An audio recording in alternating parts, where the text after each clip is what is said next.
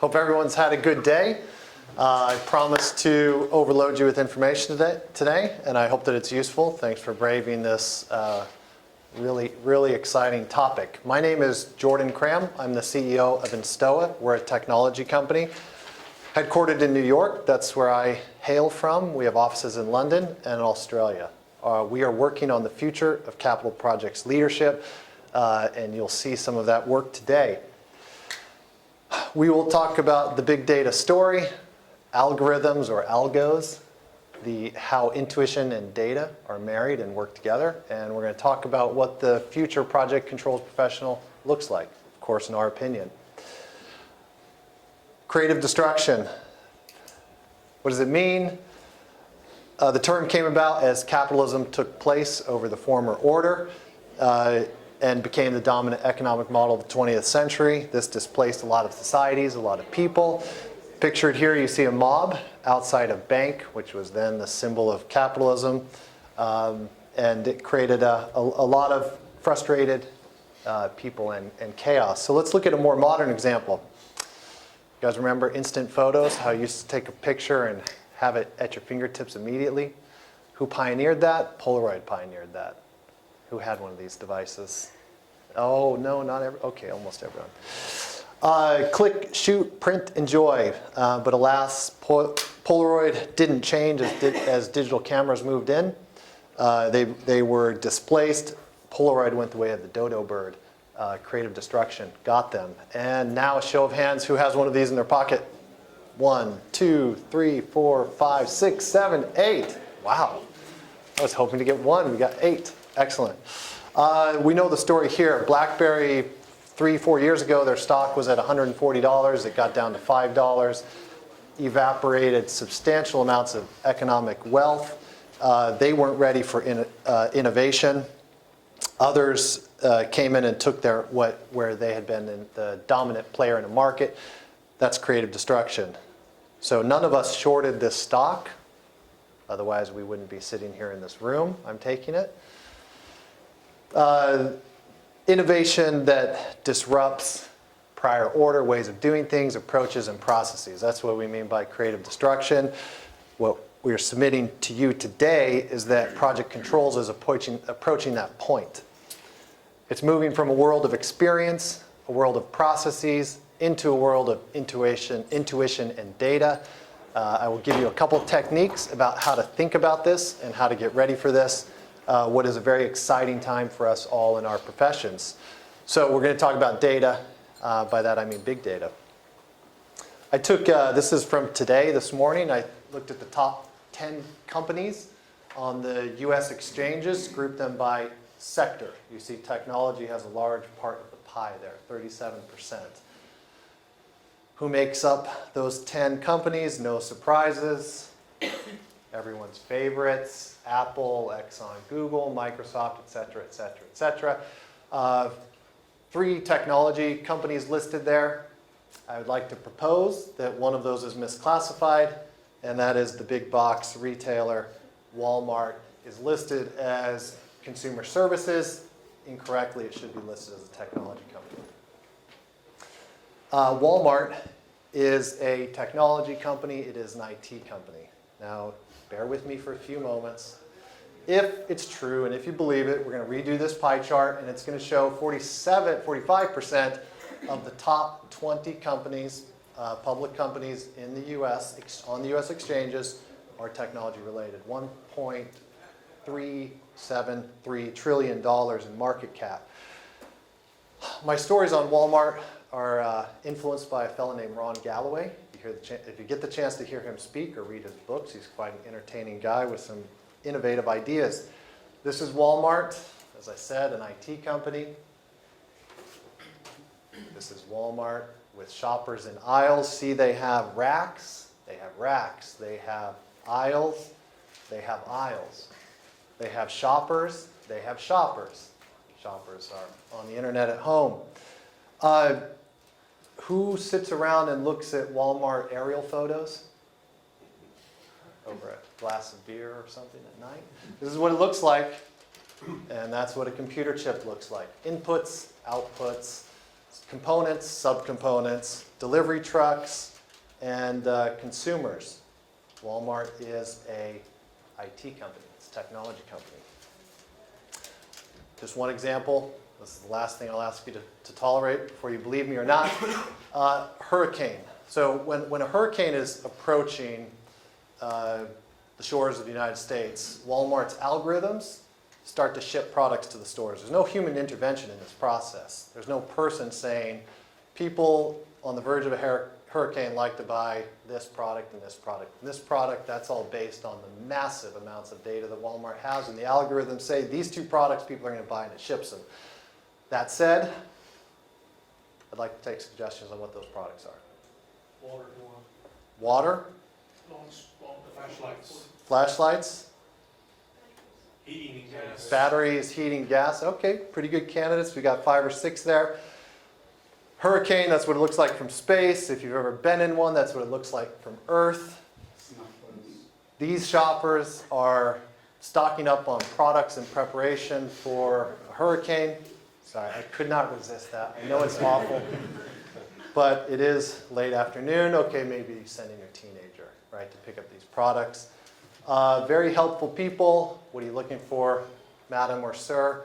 There's 2 things. No one got them. It's beer and Pop-Tarts. We're making the point here that intuition, gut, instinct, experience has to be challenged. The bigger the data set, the more accurate the algorithms are. How big is Walmart's data set? 100 million people a day shop at Walmart. Walking the aisles, shopping online, 100 million people a day buying things. How much data do they have on consumer behaviors? How much information do they have on what works, what doesn't work? Walmart is an IT company. It's algorithms, it's data, it's information systems that stocks things on the shelf, where they sit on the shelf, where they ship to, how they ship, when they ship, etc. Coming back to the point, anyone believe me yet? No? Oh, 2, 1, okay. You might be a very lucky man. Let's do a quick analysis here. We all know Amazon, technology company, one of the best. Look at that PE multiplier, price to earnings, astronomical, right? 1,237 times its earnings. So stock analysts believe that Amazon is a truly valuable company. They know Amazon's in the data business. They know Amazon's in the technology business. People think Walmart is just selling ordinary goods. It can't grow that fast.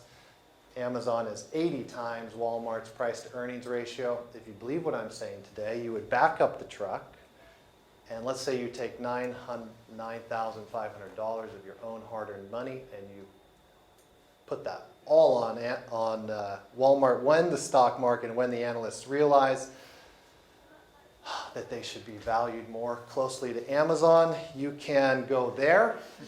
You don't have to worry about what I'm saying around project controls, professionals, and what the future may look like.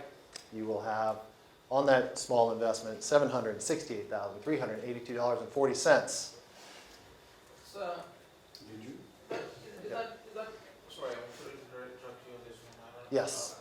But like, is that because, obviously, like Amazon is on the online sales and Walmart is not that strong, and the investors are not sure about like whether Walmart will be able to make that transition to the online sales, and that's where they think the market is. I think you may be right. It would make sense to discount Walmart, but you wouldn't discount it by 1/80th. There's a huge gap, huge misunderstanding. But I'm not here to give stock tips, okay? You buy it and it goes the other way. Sorry, you can't come back and talk to me about it. Okay, just other quick examples. Twitter, new IPO, created 1,600 new millionaires. Congratulations, everybody. Sarah Williams is a millionaire. Congratulations. Let's look at those peers, just a quick chart. Google in green, LinkedIn in red, Facebook in blue. Little wee Twitter over there on the right, just went public recently. Huge numbers, huge market caps, huge price to sales ratios. Everyone knows Exxon, that huge, big company, has a price to sales ratio of 90 cents versus Twitter that is $71 in stock market value for every dollar of sales it earns. Okay, so people are putting substantial valuations on these companies. Why are they doing that? Because they own huge data sets. Why does Google outperform Bing? Who Bings? Who Googles? Google has 66% of the market share. If 100 people go onto Google, Google receives 100 bits of information. 23% of the market goes to Microsoft. Microsoft gets 23 data points. Every day, Google's data set grows exponentially larger than Microsoft's. Microsoft can never catch them. Even if their algorithms are the same, your search results on Google will always be better because Google's data is so big. That's why the market treats these companies. Let's leave that world and come back into project controls, project management, what we care about. What do you see when you look at that picture? Beautiful, pristine hospital in Beverly Hills, recently opened, rock star surgeons, celebrities getting treatments for Botox, delivering babies. What I see is data, scheduling data, cost data, health, safety, environmental, community relations, information from suppliers, products sourced everywhere in the world, information from contractors.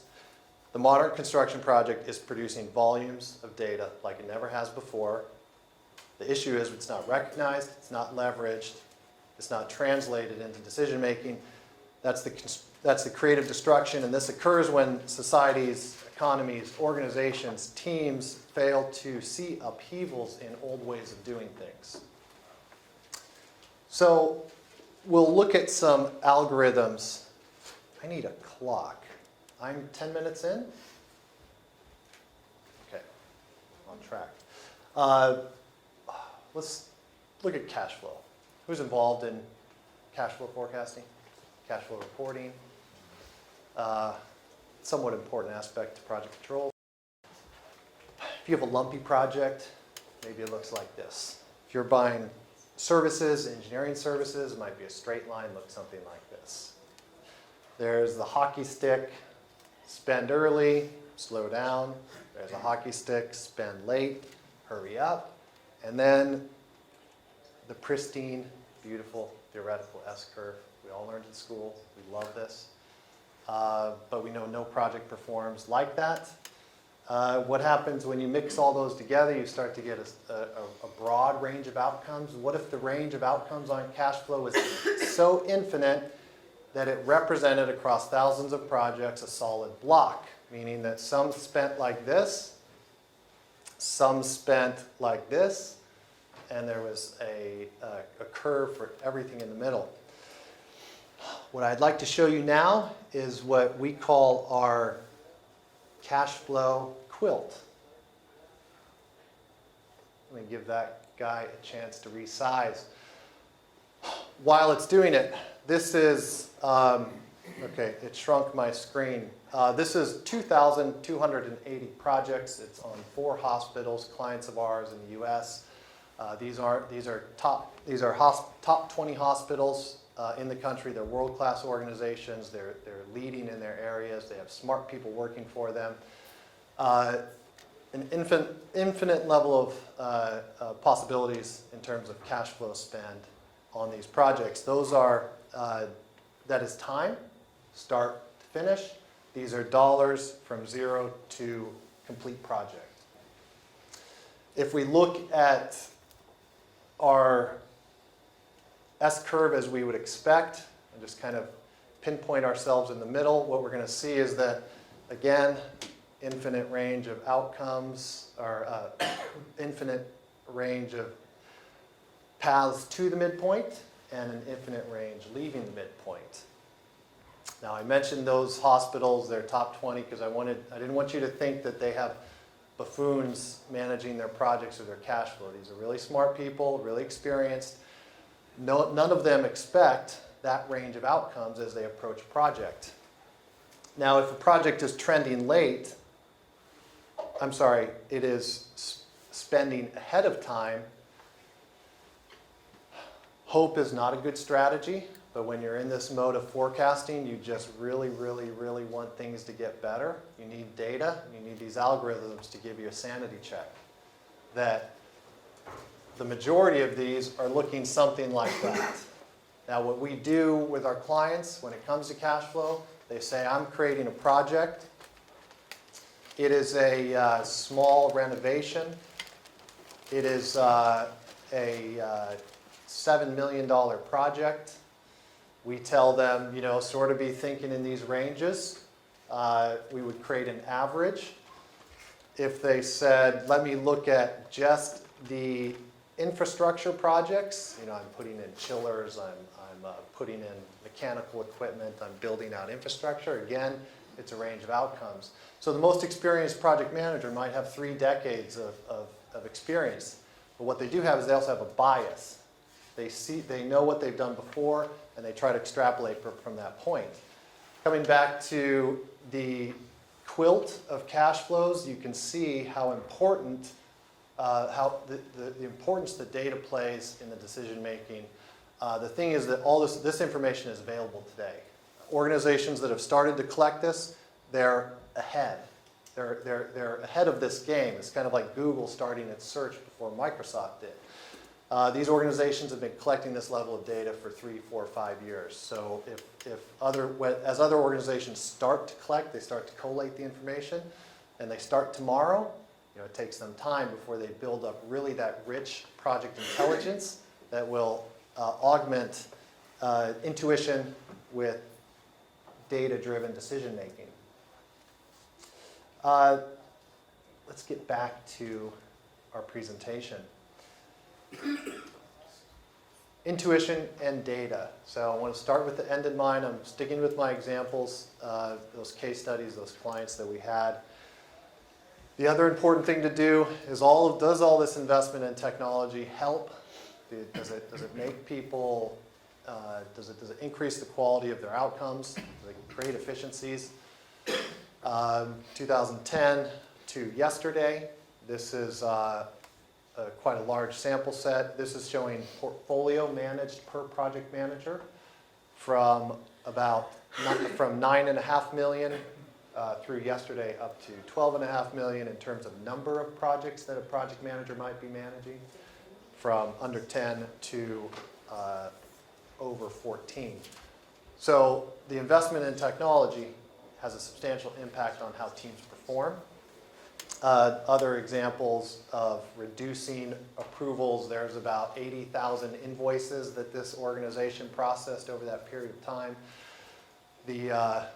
Effectively, the 33% savings translates into happy vendors, better payment terms, millions and millions and millions of dollars that they save through the use of that data and that technology. We're going to now dive into their portfolio and have a little fun with what it tells us. I'd just like to orient you that over here we will have variance to budget. These are in dollars. And over here, variance on schedule, that is in days. So variance to baseline schedule on the X, variance to original budget on the Y. Bring over my little tool here.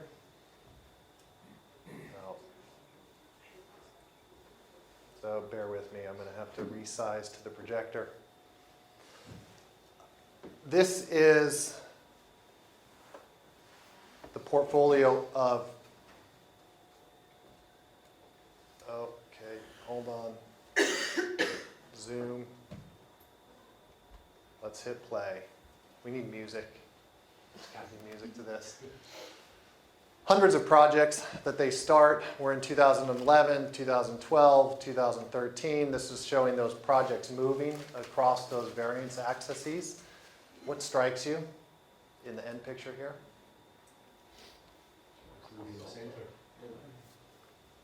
Wide range of schedule variance delay. Relatively speaking, narrow range of budget delay.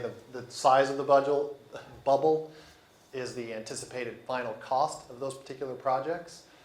If it's gray, it's complete. If it's pink, it's still in progress. Let's play that one more time. And again, you'll sort of notice 2010, 2011, 2012, 2013. This organization needs some better scheduling. Okay, a lot of variance on schedule. it's sort of easier to jump from the details or the weeds up to 30,000 feet. This is the total portfolio over that same period of time, kind of in that bad quadrant, over budget, behind. Oh, momentarily it dips, but it's back up too. It's kind of natural course. Okay, so what's interesting about that? You know, I'm focusing, hello, hi, I'm focusing over here. I know that this gentleman might be risky. He's going to ask me a hard question. Meanwhile, while I'm focusing over here, something over here slips. Okay, that's sort of why you see that oscillation of this portfolio. Management can only focus on so many things. They try to keep their eye on the ball, but while they're over here, the ball is shifting over here. And that's what that time dimension is showing you. That's the same people. It's really the same types of projects, but they're falling out of patterns, and it's this information or data that helps us see it. This is managing office. This is effectively the project sponsor. Okay, we see some good ones. They're sort of moving around. Hard to see a pattern emerge there. When we look at scope category, now we see something a bit meaningful. Scope category meaning like infrastructure, high-risk projects, strategic projects, etc. As you get through to yesterday, this is their high-risk projects from 2011. It's effectively what's dragging out their schedule variance across the portfolio. Those are projects that they started 2 years ago.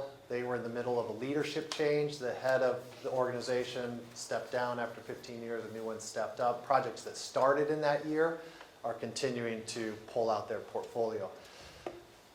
What's useful about all that data, all that information, is again, it challenges those assumptions that we may have. It challenges the intuition with which we approach problems through the course of our project activities.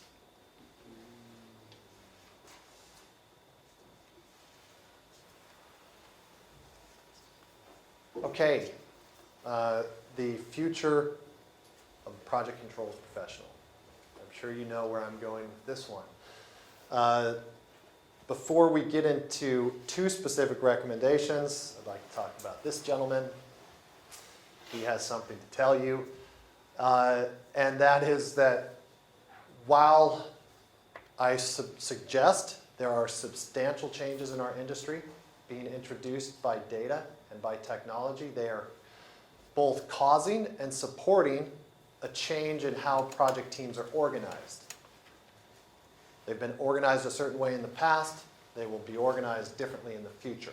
That means in terms of how teams are structured, you have functional silos around planners, cost engineers, health and safety managers, commercial people, contracts people, so on and so forth. And those silos will break down. Where did we get the current order? Let's be honest and know that it started in the military a long, long time ago, 2,000-3,000 years ago. It led to manufacturing, where we organized people, very process-oriented, very structured, but we are knowledge workers. And our industry is changing and it's not going to go back. So what does it look like? Command, control, formal, authoritative. Two, that's a jazz band. They are kicking ass, having fun. That is a self-organizing, aligned, and engaged team. This picture does a very good job of showing what the future project organization will look like. Do those people look engaged? They look like they're really into their job. Do they look like they're aligned? They're all jamming, spontaneously creating music, very much aligned, and as important, they are self-organized. Nobody said, Mr. Saxophone player, you go stand over there. Drummer, you go stand over there. It all just sort of happened. Okay, this picture is a good example of what I would suggest the future project organization will look like. Self-organized, aligned, and engaged. Very engaged in what they're doing. So that leads to a couple of key takeaways, suggestions on what we each should be doing. The first of which is to be a data pack rat. Get your hands on as much data as you possibly can and start tomorrow. Don't wait until next week. Don't wait until next Monday. Don't wait until next year. Start getting your hands on as much data today. It doesn't matter if you don't think it's useful. It may be very useful to you in 18 months. It may be very useful to you in 36 months. The cash flow quilt I showed you, the other examples, we started collecting data 4 or 5 years ago. We didn't know what it would be used for, but we started collecting, just kind of shoveling it into databases. And that's an important general attitude to have. So think of yourself as a data pack rat. Not just you alone, doesn't need to sit like on your own little thumb drive, but in your teams, with your colleagues, in your organizations, for your clients. Just kind of exude that idea that we need to get our hands on as much data as possible. All data is relevant. All data is relevant. Weather data. The Dow Jones Industrial Average moves per day are valid. We ran some correlations on that, those portfolio variances. Started to have a little bit of fun. If a project started on a full moon, was it correlated with a schedule bust? If it started on a half moon? If the project manager had 10 years of experience versus 25? If it was a large project, was it more likely to bust? In fact, it was. Small projects didn't have as many overruns. Now that's the case of that client. It won't be the same in another context. If it started on Monday, did it have an outcome? It did. If it started in the spring, in the winter, if it hit design and construction, if it hit construction at a time of economic stress. Okay, so we ran a bunch of correlations. Really interesting stuff comes out of it. My point is, do not be conservative with what data you collect, because you don't know where or how it's going to be useful to you. So that's item number one. Let's be a data pack rat. Number two is challenge intuition with data. If you're in a situation where you're relying on your experience solely, be very, very careful. None of us know what our biases are. We like to think we know ourselves. That's a lifelong journey, certainly a topic of another speech I may not be qualified to provide.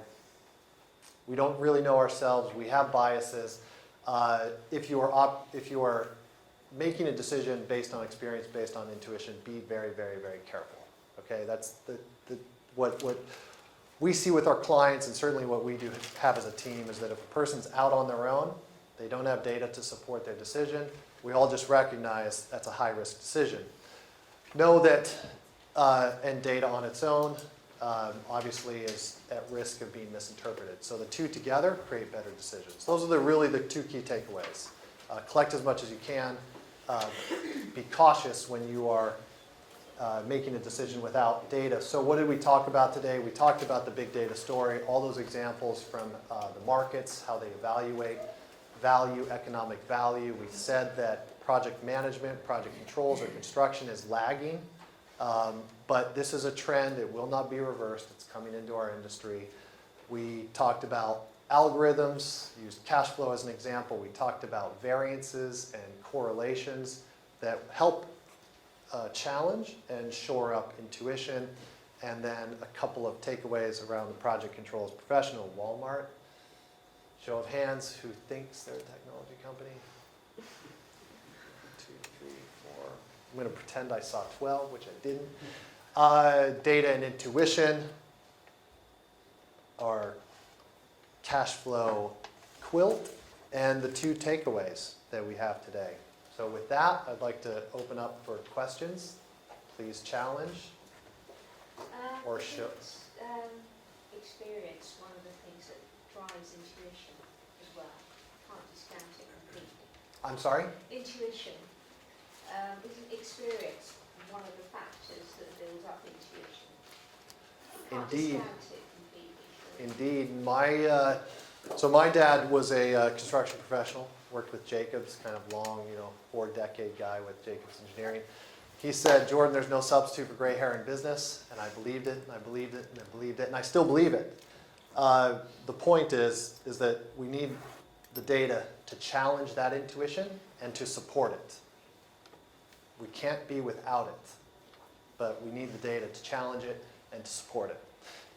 If the information we have challenges my intuition around a cause for a potential safety issue, and the data says I'm wrong, I can override the data.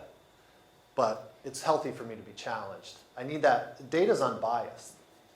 It has no prejudice. And that's why it's a very valuable partner in decision making. Yes? On the construction industry, like, I mean, it's my opinion, right?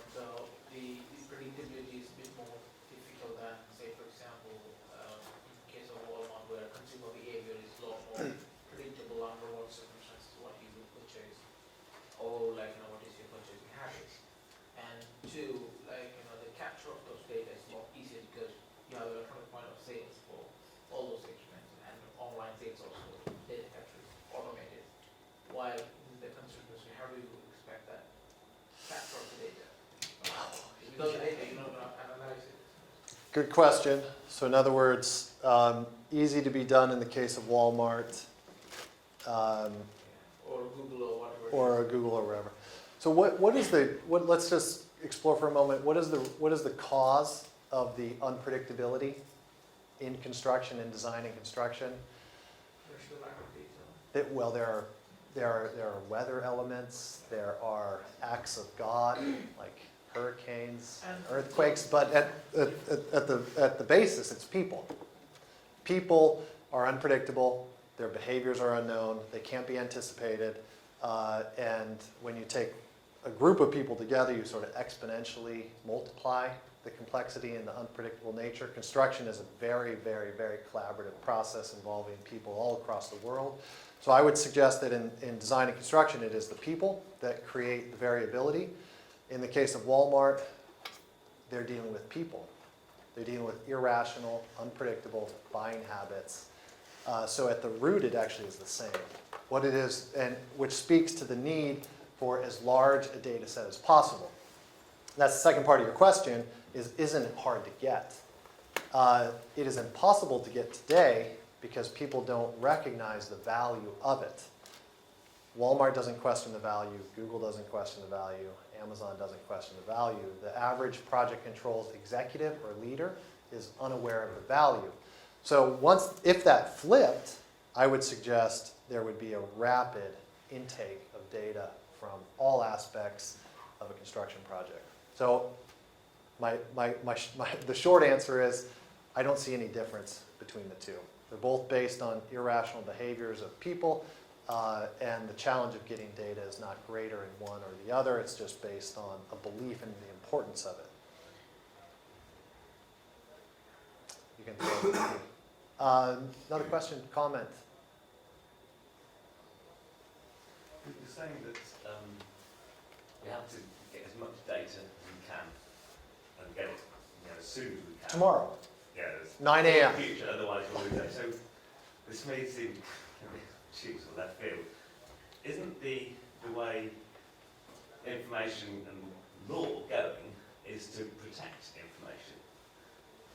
And so for the future, we're going to suffocate ourselves because we're getting so antsy and paranoid about having information about ourselves in the public domain. I'm glad that I don't work at Facebook and Google and have to answer difficult questions on information that they collect, or LinkedIn. Oh, I love this one. Who rates like specializations for other people? You know, like Jordan, you're a good project manager. Everyone do that for each other? You know what they do, LinkedIn? They take all that aggregated data and they turn around to advertisers and say, would you like to market to project managers? Okay, so this example, like, what about all these privacy things? So, Even on high level, that is everything, just the trend that I've noticed in the last 6 so the trend on personal data, who or knows? even other sort of data, commercially sensitive data. But we're talking about things here like a list of vendors. We work with 10,000 vendors worldwide. We create 3.5 million purchase orders against that vendor set. We create 8.3 million change orders against those that set of purchase orders. Where are those vendors operating? What parts of the world are they operating in? What are their sustainability ratings that we get from other sources? This is the kind of information that I'm talking about. Certainly not my colleagues' habits after 10 p.m. So that it's a little bit easier for us so long as we stay out of the consumer areas. So I hope that answered the question or addressed it with a non-answer. So Yes. on a similar issue, Walmart's got a huge data set, but everybody in their own industries is trying to protect their own data set for commercial advantage. How are we going to break through and make that collaborative to increase the data set for people? You've got that list of vendors you have. How's that going to increase? Because the more data we have out there, the better correlations we can have. I think there's going to be a bit of a race. Just like, Walmart and Amazon are in a race. They'll choose to share some data. They'll share data with one another if they believe that they get more out of it than they're giving. Okay, but it's kind of like beggars and choosers, right? Like that equation may work. I don't think there will be an industry big database, but there will be a race. Who's going to, is BP going to say that we're going to have the biggest database on project intelligence, and because we have it, we will outperform Chevron unquestionably on the execution of our capital projects? Will we finish ours with a plus or minus 1% variance on budget, and the best Chevron can do is plus or minus 1.1? That 0.1 translates into huge amounts. BHP, will they take a lead? They might. The thing is if you wait, you just give your competitors an opportunity to start to collect it. And so that, I'm not suggesting that these are going to be shared, accessible information sets, but that organizations themselves, well, individuals, teams, then organizations will start collecting this and then making better use of it. But not sure how it works for an industry. For example, railways, there are stakeholders. I'm sorry, which industry? I'm not sure that's how it works when it's about industry. In a particular industry, for example, railway industry in the UK has many stakeholders, and everybody has to have their own stake to keep the industry running. So when they keep their information to themselves, it's not doing any good to the industry at all whatsoever. That would go back to the example of, teams and leaders and organizations are going to make decisions on what they share and what they don't share. If you are, You suggest somebody take the lead for the industry and collect it? I think you will have a lot of people not sharing. So that leader will be marginally successful Because the success of outside of the public sector. I just need to say the success of railway projects, construction projects, depends on all these stakeholders rather than just one company that's trying to build railways. Maybe how I would answer that question, and we will see new ways of collaboration emerge. And I think this is what the previous question was getting at as well. This quilt of cash flows. So new ways of collaboration will emerge. They're not identified, we don't know what they are. These 4 hospitals are ruthless competitors. I mentioned they're top 20. You get to be a top 20 hospital in a world-class organization because you're really good at what you do and you're competitive. So these 4 hospitals are ruthlessly competitive with one another. 3 are in Manhattan. Manhattan is like not that big. Okay, so they're neighbors and competitors. But they opt to share the quilt of cash flows because they get benefit from the combined experience. They leave it up to the project managers and their intuition to still make better decisions than their competitors. So information will be shared. It'll be normalized, anonymized, but new ways of collaboration will absolutely emerge, like this example here.